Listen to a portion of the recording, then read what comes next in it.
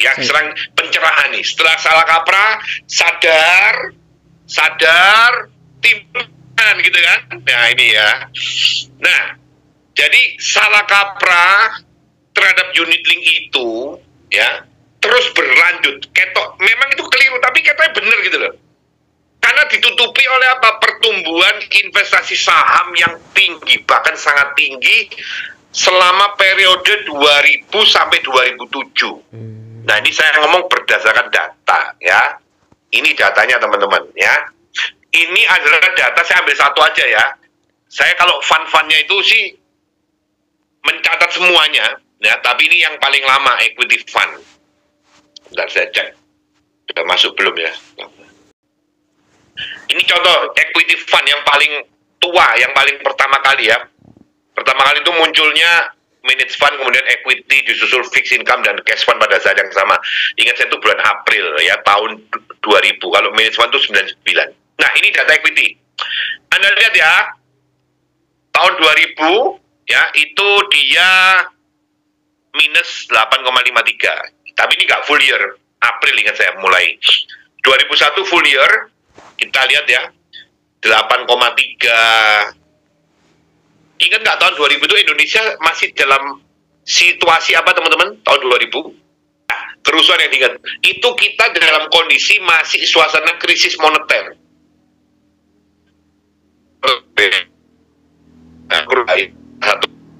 Nah, jadi saham itu anjlok, tapi kemudian cepat rebound. Ya, tahun 98 itu anjlok, tahun 2001 dia mulai rebound.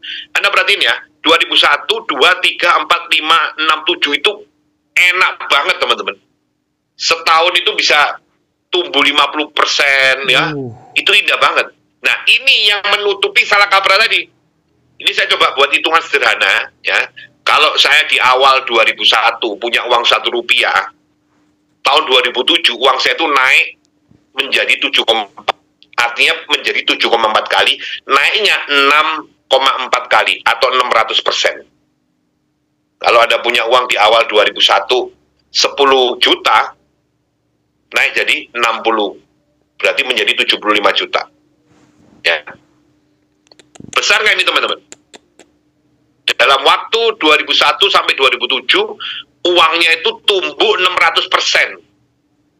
Wih, luar biasa ya. Pertanyaannya kenapa kok, apakah waktu bisa diulang ke tahun 2001 lalu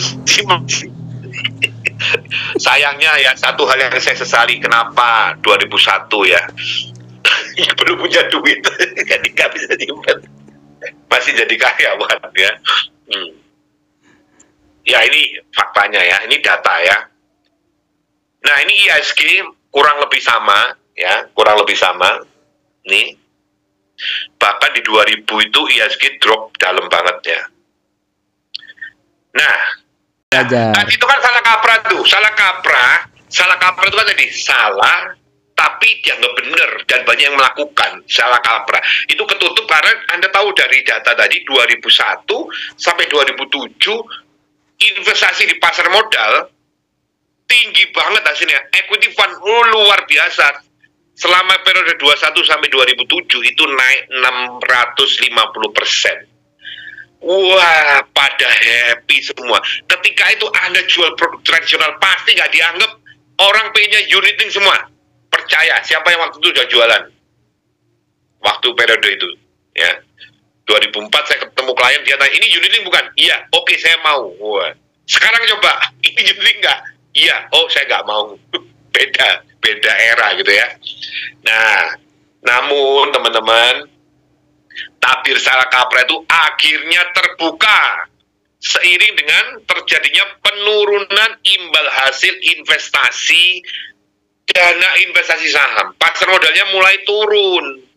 Dimulai, kalau Anda masih ingat, tahun 2008 terjadi kasus subprime mortgage.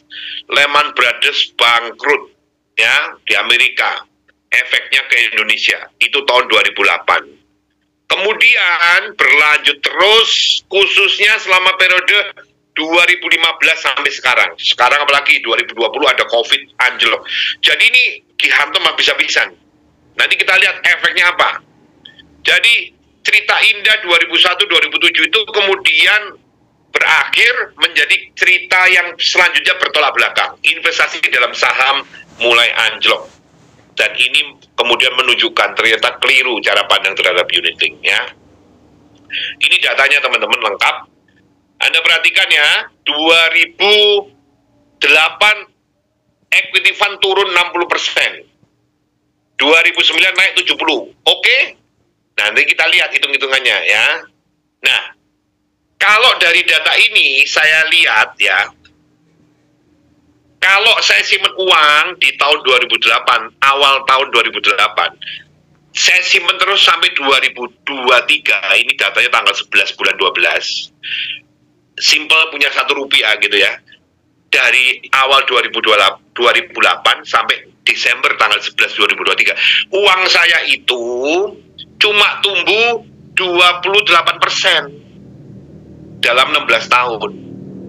Ya, Anda perhatikan tuh dari 2018 tuh kecil-kecil gitu ya. Ya. Inilah yang kemudian menimbulkan masalah.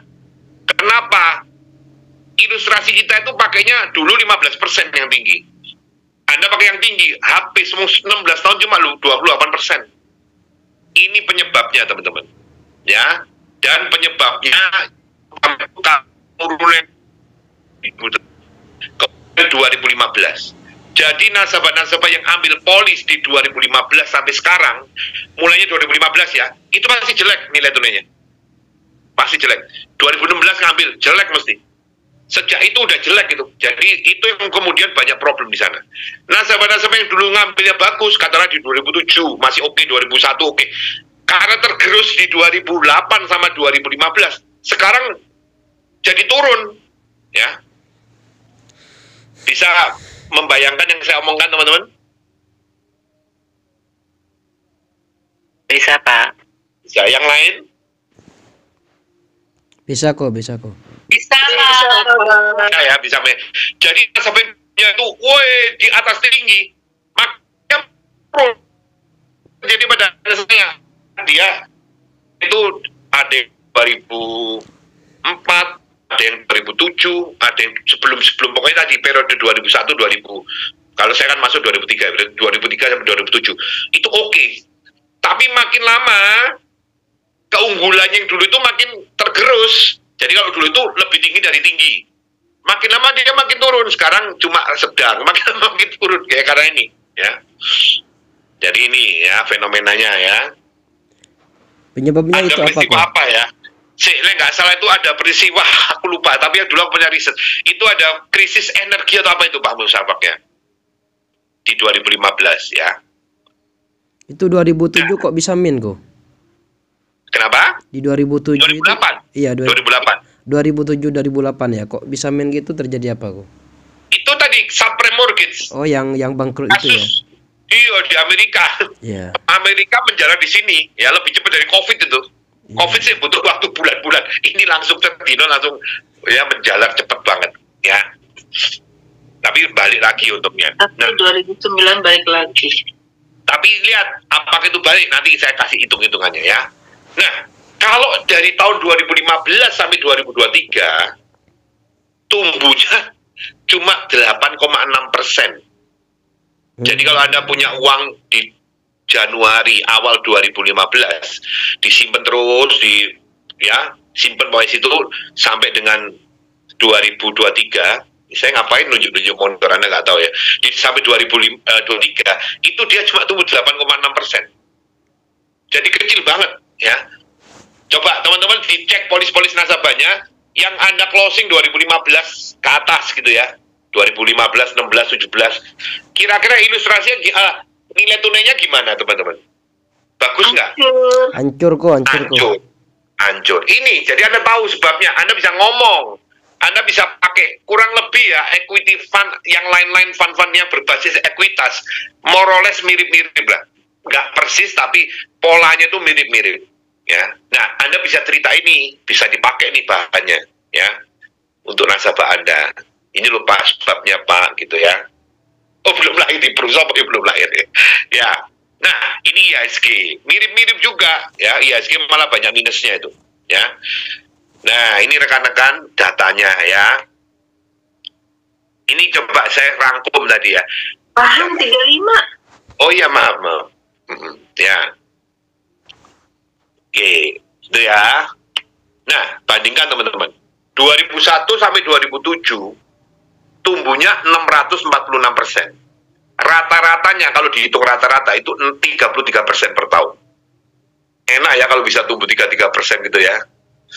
Kita punya uang 100 juta, akhir tahun dapat bunga 33 juta. Woi, seneng banget ya. Nah, tapi kemudian 2008 sampai 2023. Nah, itu ya. Enggak, kayaknya bukan itu ya. 2008 sampai 2023 itu tumbuhnya 28%. Atau rata-rata 1,59% per tahun. Padahal kita pakai ilustrasinya 15%. Hancur ya. Kalau 2001, 2018, 2007, oh kecil, 5% lewat ya. Dulu equity itu sampai 18% yang tinggi ya. Yang dulu-dulu teman-teman yang dulu-dulu sudah jualan unit link, Anda mungkin ingat equity itu sampai dengan 18% yang tinggi ya. Nah, 2015 sampai 2023 itu cuma 0,92% per tahun. Ini fakta yang ada ya. Jadi kita tahu nih posisinya sekarang. Nah, ini saya mau kasih hitung-hitungan. Tadi kan turun 60, naik 70, kita udah happy. No, jangan happy dulu. Tahun 2008, harga equity fund turun 60%. Teman-teman, berdasarkan hitung-hitungan yang tadi saya tunjukin ya, kalau turun 50% itu harus naik 100. Kalau turun 60, dia harus naik 150% supaya dia bisa sampai pada level yang sama di 2008 awal. Nah, dari data yang ada tadi yang saya tunjukin, equity fund itu baru kembali pada posisi sebelum penurunan di 2008 pada tahun 2012. Jadi selama 4 tahun itu nggak kemana-mana equity fund kita secara perhitungannya. Jadi ini tertinggal jauh. Kalau kita pakai asumsi pertumbuhan ilustrasi itu 10%, secara mudah kita bisa ngitung dia naik 40%, padahal lebih kalau dihitung bunga berbunga. 40%. Kita masih jalan di tempat. Itulah yang menyebabkan dropnya makin drop. Itu yang menyebabkan dulunya bagus, sekarang kok jadi jelek. Karena ini, teman-teman. Makin jelas ya sekarang ya. Halo? Jelas kok. Ya kok. Jelas ya? Jelas. Ya, Pak. Nanti kita penting banget tahu ini, supaya kita bisa menyimpulkan, supaya kalau saya jual unit link lagi, PNG, saya nggak boleh melakukan ini lagi. Jangan mengulang. Jangan berpikir, oh itu kan dulu, sekarang berbeda. No, akan tetap sama, teman-teman. Ya. Nah, dengan kejadian yang tadi, itu kan datanya ya. Implikasinya tuh mulai muncul masalah. Yang dulu ketutup, sekarang mulai muncul masalahnya. Aja masalahnya. Nilai tunai nggak tercapai. Yang diilustrasi, yang dulu diomongkan. Bahkan jauh banget dari yang diharapkan. Itu satu, ya. Ini kasih contoh ya, hitung-hitungan ya. Proyeksi pertumbuhan nilai tunai 2001-2007, asumsi aja. Saya ambil asumsi rendah, sedang, tinggi yang di equity kita ya, yang dulu ya, bukan yang sekarang ya, yang dulu ya. Yang PGB atau PA dulu ya. 5, 10, 15. Masih kan nggak teman-teman? Ya kok, ingat kok. Ya, 5, 10, 15 ya. Nah, kalau selama 2001 sampai 2007, 7 tahun, yang 5% itu dia tutup mata sudah tumbuh 40%. Yang 10% tumbuhnya 94%. Yang 15% tumbuhnya 166%.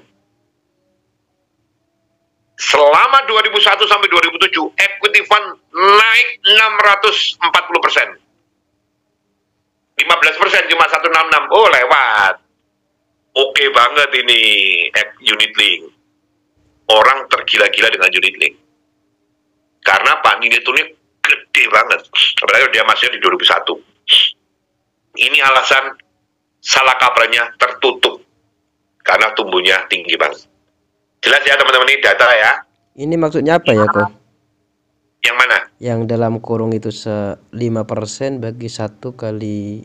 Oh, itu rumusnya aja tak tunjukin. Oh, jadi rumusnya. ilustrasi itu kan kalau rendah 5%. Iya. 5% itu kalau dia dibungakan terus, bertumbuh terus 5% dari 2001 sampai 2007, itu nanti pertumbuhannya 40% kira-kira. Nah, itu rumusnya tak tuliskan. Iya kok. Ya gitu, cara nyarinya gitu ya. Karena biasanya Cynthia tuh nanya rumusnya gimana, tak tulis ya. Ya, harus itu kok. Ya. Itu ya. Nah, jadi ini di 2001 sampai 2007 nggak kelihatan kelirunya. Nah, sekarang kita lihat 2008 sampai 2023. 16 tahun. Ya. Kalau tumbuh 5%, dia naik 118%. Kalau tumbuhnya 10%, dia naik 359% atau 3,5 kalinya. Kalau dia tumbuh 15%, dia jadi 335% naiknya. Padahal selama 2008 sampai 2023, equity fund tuh hanya naik 28%. Inilah yang menyebabkan anjlok gak karuan, teman-teman. Bahkan di bawah rendah. Ini. Ya. Jelas ya sekarang ya penyebabnya ya. Kenapa kok lebar banget? Yang kayak gini nggak mungkin Anda nguber bisa nutup, nggak mungkin. Nggak. Ya, kalau mau nutup gede banget duitnya, ya, gede banget. Di 5% aja nggak nutut ya kok? Nggak nutut di bawah rendah, di bawah rendah. Iya.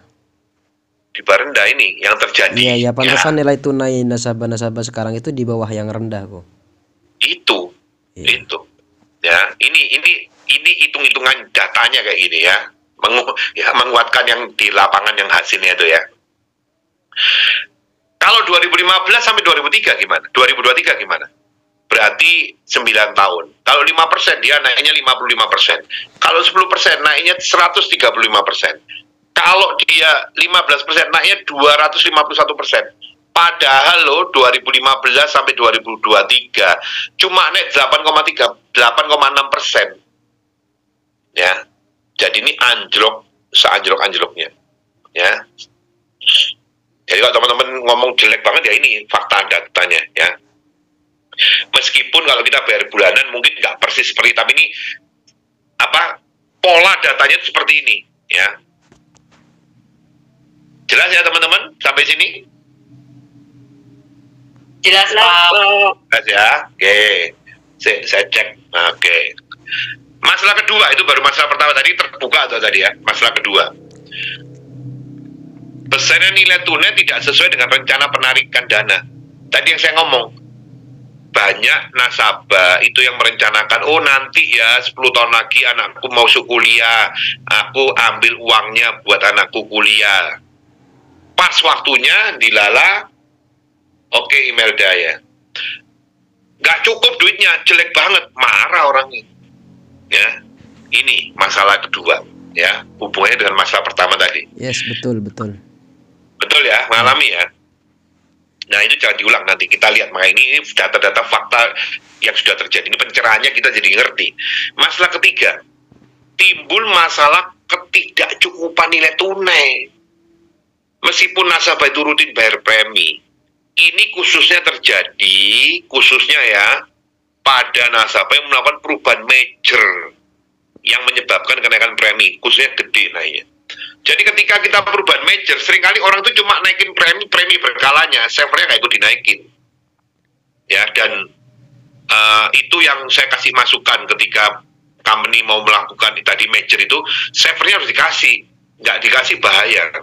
Ya, tapi yang namanya perusahaan itu kan nggak berani kan, setiap nasabah itu beda-beda karakternya. Jadi ya ngasihnya secukupnya. Padahal kalau kita yang ngerti, agentnya yang ngerti, harus bisa meredesain itu. Ya itu saya sering kali ngomong sama teman-teman ya.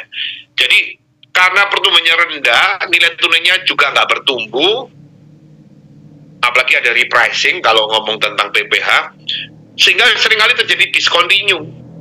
Ya, nasabah bayar premi tapi nggak cukup. Nah ini masalah ketiga. Ya, jadi tenaga pemasar ini belum sepenuhnya sadar bahwa pertumbuhan tinggi di masa lalu itu sekarang udah nggak bisa lagi. Nggak bisa, ya. masih ada di kenangan masa lalu. Oh, dulu itu kayak gini ya. Dan ini teman-teman tidak hanya ngomong tentang agent baru yang nggak tahu loh. Leader pun banyak yang nggak tahu. Jelas, sip. Ya, jelas ya Mas ya. Nah, leader pun banyak yang nggak tahu loh. Iya kok. Ya. Nah, leader sampai tahunya sekarang gimana ya? ngomongnya gitu Ada juga. teman ngomong, ini kan tumbuhnya kan 40%. Itu dulu, sekarang nggak ada 40%. Nggak. Ya. Sehingga karena masih kenangan masa lalu itu ya, masih banyak kita yang menempatkan investasi premi itu dalam saham. Masih pakai pertumbuhan yang tinggi supaya prospek itu tertarik karena kan bagus. Masih nggak pakai saver ya. Itu teman-teman. Ya, jadi ini berbahaya ya. Jangan diulang lagi ya. Ngomong sama timnya kalau jual PNG jangan, ini bahaya ya. Ini loh ya, jelasin ya, seperti itu. Kasihan soalnya saya bisa ngerasakan, saya yang hati-hati yang paham itu masih bisa kecolongan, tapi nggak parah lah, orang masih bisa paham. Tapi banyak teman-teman kita yang nggak ngerti, asal jual, nggak niat ngapa-ngapa, tapi nggak ngerti. Lalu kejadian seperti ini dan sebagainya dimarahin. Nah, sebagai kasihan teman-teman kita juga kasihan kan, ini nggak, ya harus kalau kita udah ngerti, saya kasih tahu mereka. Kalau udah ngasih tahu mereka nggak nurut ya urusannya gitu kan ya. Yang penting kita udah niat baik ngasih tahu gitu. Ya. Nah ini jangan dilakukan. Nanti saya akan kasih lebih jelasnya di belakang. Karena kejadian-kejadian itu nasabahnya kecewa, marah, agennya yang trauma banyak ya, yang mundur juga banyak, tapi yang bertanggung jawab oke, mulai sadar kesalahannya, mulai belajar kesalahannya ya. Agen mulai belajar dan paham unit link itu seperti apa ya. Maka kelas itu apa dulu kita punya kelas apa itu, kelas pengakuan dosa apa dulu ya, IP unit link. iya itu apa ya jadinya ya, ada kelas teman-teman ada yang nyebut kelas apa gitu loh. Oh, IP ayam sorry. Iya. IPM sorry. Iya. Shirley tuh pengikut setia. Aduh, itu zaman COVID ya, zaman masih bisa belajar IPM, sorry, aduh. Saya ingat banget Pak, sampai bikin ilustrasi berbiji-biji. Aduh, itu Diana itu loh, luar biasa, aku masih ingat. Biji lembar maksudnya, bukan biji. Iya, biji salah. Ya Pak. Ya, jadi ini teman-teman. Nah, akhirnya mulai belajar nih ya. Perusahaan asuransi juga mulai membenahi produknya, ya.